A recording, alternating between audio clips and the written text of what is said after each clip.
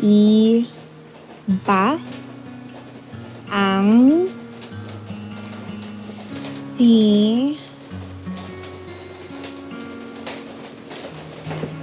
sina su sinu Sinusuyo. Lolong. Bakit ka nandito? Ah, may sasabihin lang sana ako sa'yo.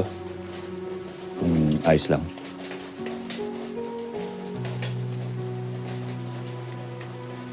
Ayos na ba sa'yo kung umupo ako sa tabi mo?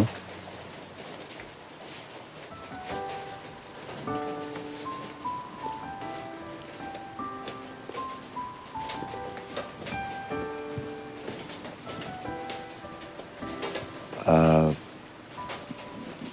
nagpunta ako rito para sabihin sa'yo na